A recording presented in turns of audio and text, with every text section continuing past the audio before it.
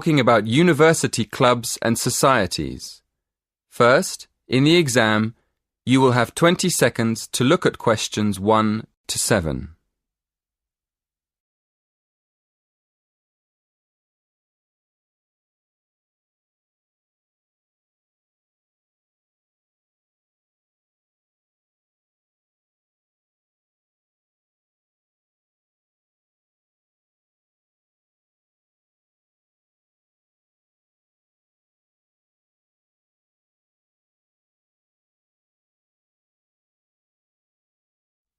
Listen carefully and answer questions 1 to 7. Hello, are you the person to ask about joining a club? Yes, I am. What would you like to know? Well, I'm interested in several things, but I'd like to know more about the different clubs and how much they cost.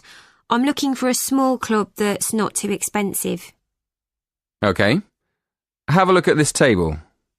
You can see the names of the clubs, the fees, and the number of members. I'm afraid they aren't in any order. If you look at the top of the list, the first club is table tennis. That's one of our new clubs. Oh, right. So the table tennis club costs £20. That's quite expensive. Yes, it is a bit expensive. The cross-country cycling club is cheaper, though.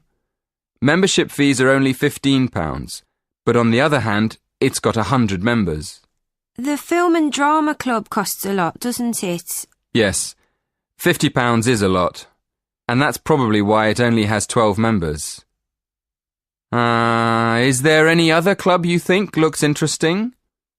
Look at the next one, street dance. Have you ever done any street dance? No, I haven't really. It's the cheapest. It only costs £5.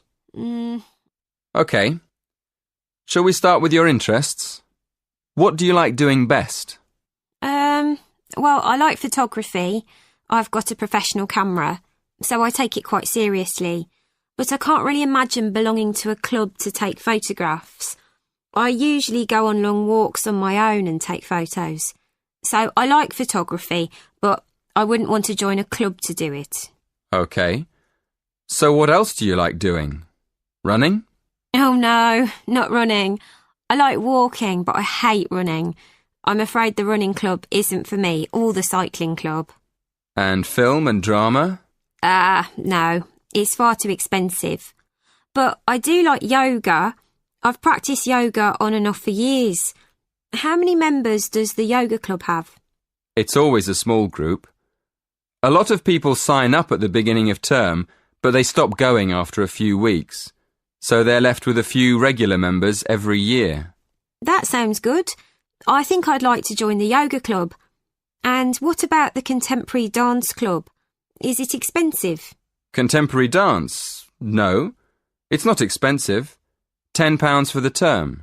Do you like dance? Well, I've never tried contemporary dance, but I do like jazz and tap dance. How often does the group meet? Before you hear the rest of the conversation, in the exam, you will have 20 seconds to look at questions 8 to 10.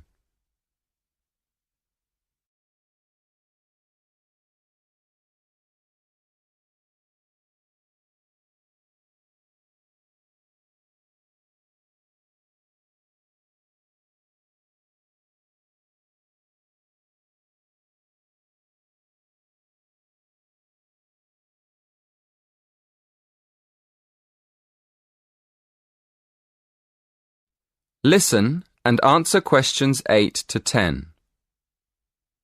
So, can I have your full name, please? Victoria Mandeville. Mandavil? No. Mandeville. Double-L-E. Thank you. And how old are you? 19. And your address? 57, Bury Gardens, Atherton Park, Manchester, M46.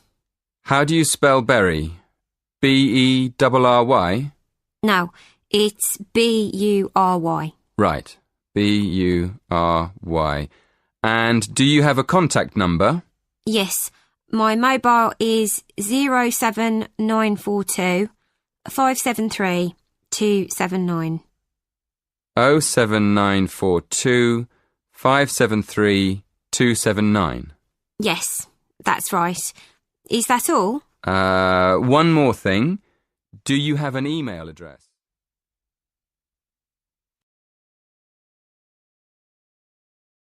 That is the end of part 1. You now have half a minute to check your answers.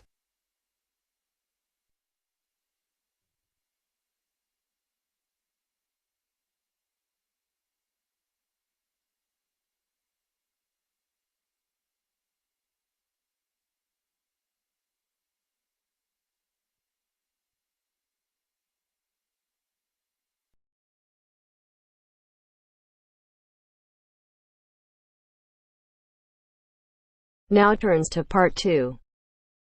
Part 2. You will hear an extract from a talk about the Scottish Highlands. First, you have 30 seconds to look at questions 11 to 18.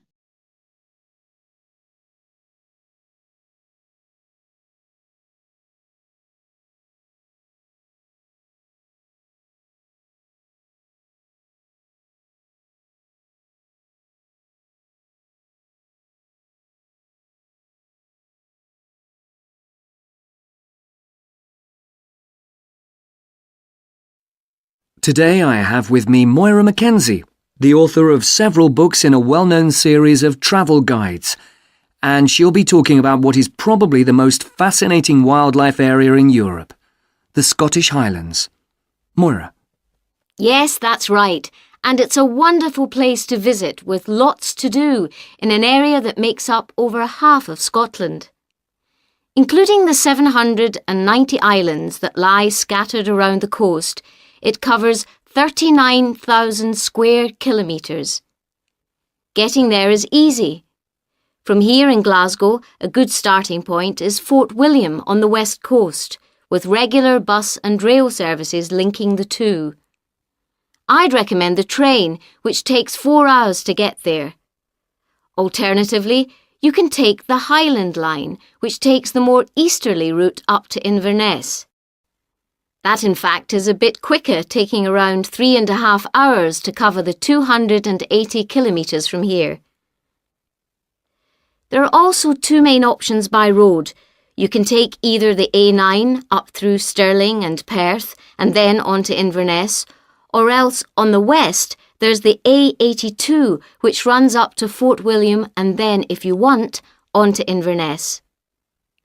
Now, a lot of people associate the Highlands with bitterly cold weather, but in fact the region has a generally mild climate as a result of being surrounded on 3 sides by sea, particularly the warm waters of the Atlantic. At sea level in the west, for instance, the temperature ranges on average from a minimum of 1 degree centigrade in January up to 18 in July, and you can actually see palm trees growing there. Obviously, though, the temperatures will be lower inland and on higher ground. You can expect it to rain a lot too, particularly in the west, where annually as much as 2,000 millimetres regularly falls, though this helps account for the rich variety of vegetation and wildlife. When you get there, you'll find there are plenty of reasonably priced places to stay. In Fort William, for instance, you can find a room for the night in a small hotel or a bed and breakfast for just £25, or for £28 to £30 in Inverness. It's probably a good idea to book ahead though, especially in the summer months. With all the leisure, sports and cultural activities on offer, the towns are becoming increasingly popular with visitors. For example, accommodation in Inverness won't be at all easy to find this year around the 23rd of July, as that's when the local Highland Games will take place. So, if your aim is to see the countryside, it may be best to stay in a small village.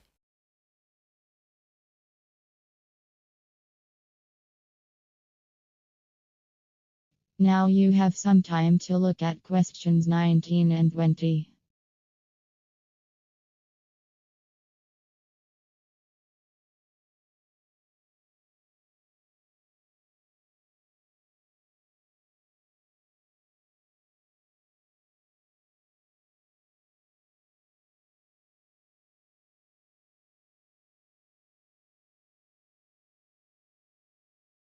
As I mentioned, there's a huge range of wildlife in the Highlands, but for those visiting the area, there are some basic ground rules that are essential if we are to protect it. Firstly, you should make every effort not to disturb birds and animals, and one way of doing this is to blend in with your surroundings, for instance by avoiding brightly coloured garments such as orange anoraks. To see wildlife clearly, it's best to use binoculars, keeping your distance.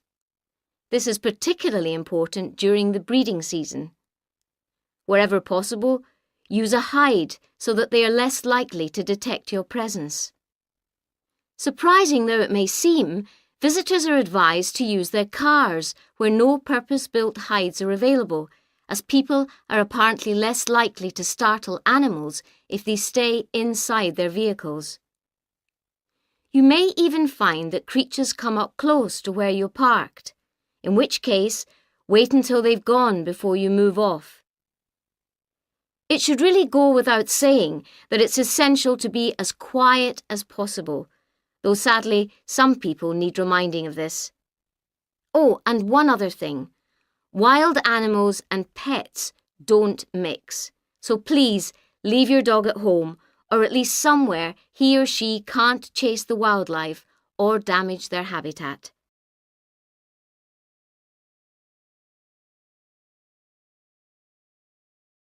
That is the end of part 2. You now have half a minute to check your answers.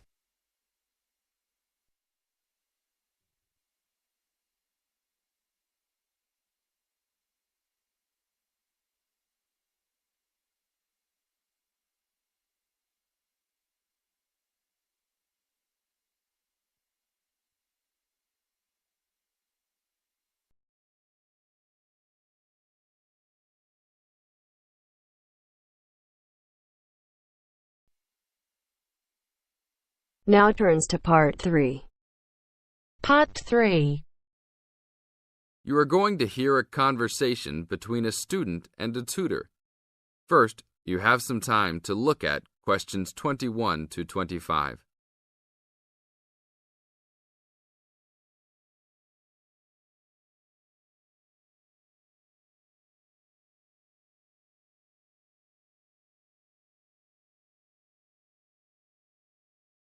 Now listen to the tape and answer questions 21 to 25. Hi, Brad. I was wondering if you have time to answer some of my questions about my upcoming test. Sure, no problem, Jeff. What is it that you're having problems on? Well, it's for my English final. We have to prepare a 5-minute speech to present in front of the whole class, including the professor. So I'm a little bit worried. Is there any specific topic, or can you do it on whatever you want? It has to have something to do with the origins of English literature. I'm thinking of doing it on Shakespeare, but I bet many other students will have the same idea. That's fine. Don't worry if others are doing the same thing. As long as you do a good job, that's all that counts. A good professor will grade all students fairly. You really think so? I suppose Shakespeare is the most famous author, so it should be fine. Besides, Shakespeare has so many works. You only have to choose a couple of them and talk about those. I guess you're right. Do you have any advice about how to prepare a speech? First, you need to select your topic. Have you done this yet? Yes, I have lots of information on Shakespeare. Good. Next, you should do a research on a specific topic. Do you have a deadline for which to turn in your speech topic? The deadline is next Tuesday. So you should have a detailed outline of what you will say by then. Do not just turn in a piece of paper saying Shakespeare on it. That will not give your professor any idea as to what you will be talking about. OK. So you think I should write out an outline of my speech? Of course! Writing your speech out in outline form is essential. No one could give a speech from scratch. Even the president must refer to his outline when giving a speech. An outline will give you a good structure to base your speech on. Now look at questions 26 to 30.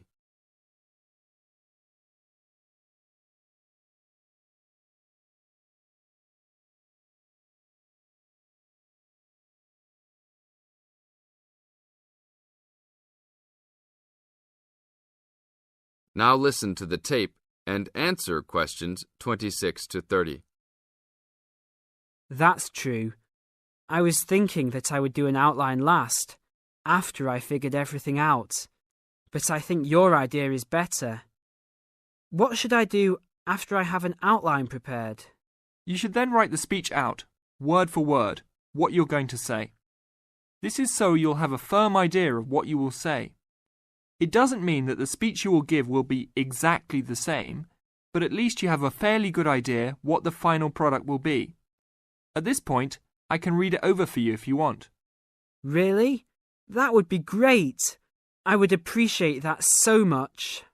No problem. Once you write it out, the next step is to practice giving the speech. At first, you can do it in front of the mirror, so you can see your expressions in your presentation. After that, you should practice giving your speech to some friends. I can listen to it for you too. That's a great idea. I really owe you a big favour then. Sure, you can do my Latin homework for me. Just kidding. Seriously, don't worry about it. I can help you with anything you need. So when is the speech due?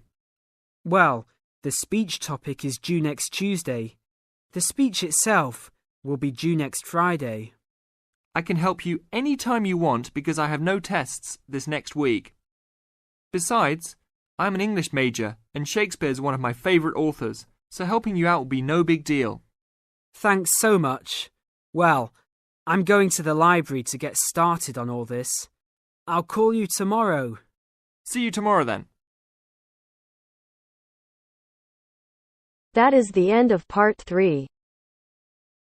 You now have half a minute to check your answers.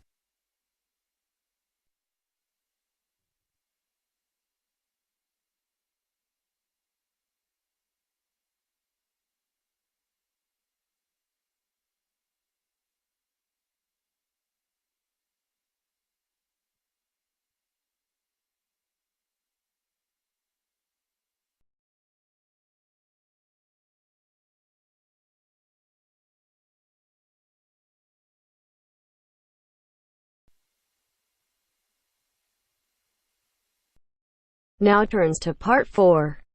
Part 4. You will hear a lecture about the Inuit Eskimos of Alaska and Canada. First, you have some time to look at questions 31 to 40.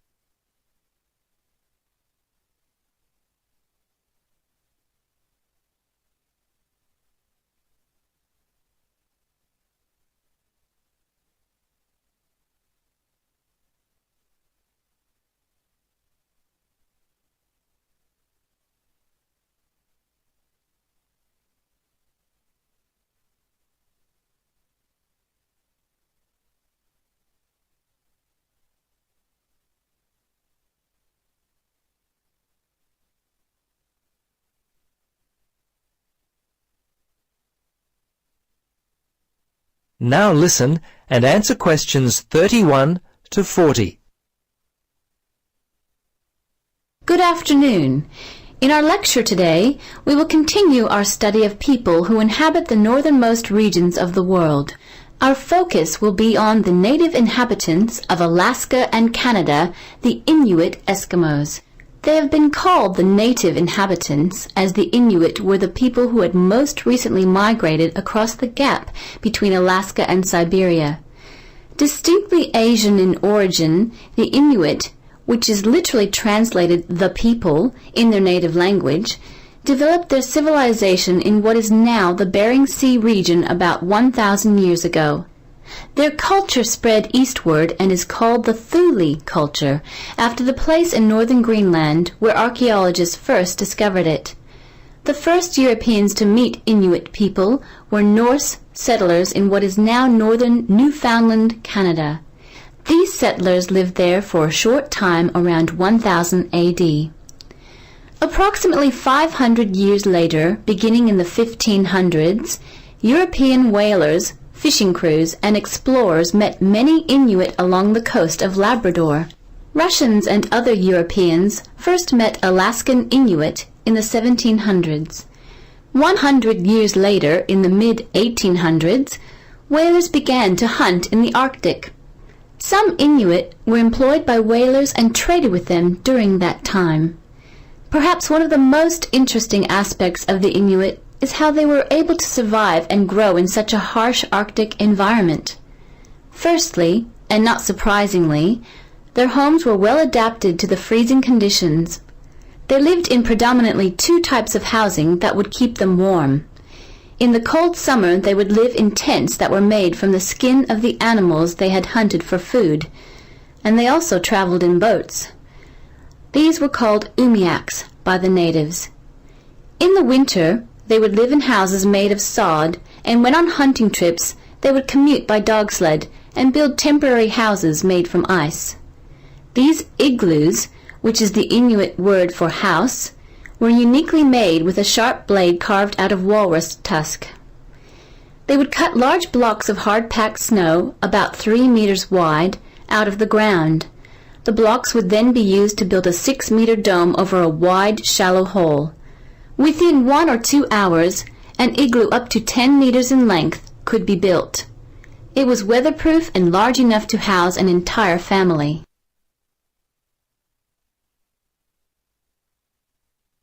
Very early in their history, they managed to develop the technology to hunt the huge bowhead whale, which was the staple food source for them at that time. They also hunted walruses and seals. On land, they hunted polar bears, moose, and various other game.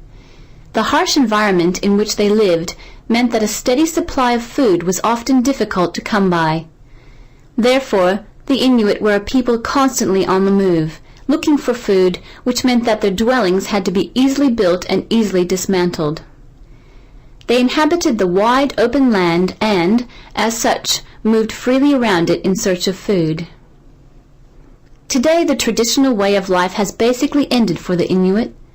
They live in wooden homes rather than in snow houses, sod houses, or tents. They wear modern clothing instead of animal skin garments. Most Inuit speak English and Russian. Some speak Danish, while fewer still continue to hold on to their cultural roots by passing on to the younger generation their native language. The kayak and umiak, their principal means of travel, have given way to the motorboat, and the snowmobile has replaced the dog team. The combined percentage of the Inuit population in Alaska and Canada stands at 63%, the latter being 29% and the former around 34%. Some Alaskan Inuit live in towns and cities, but the majority live in small settlements and hunt and fish for most of their food. Most of those in Canada live in towns and housing provided by. That is the end of part 4. You now have half a minute to check your answers.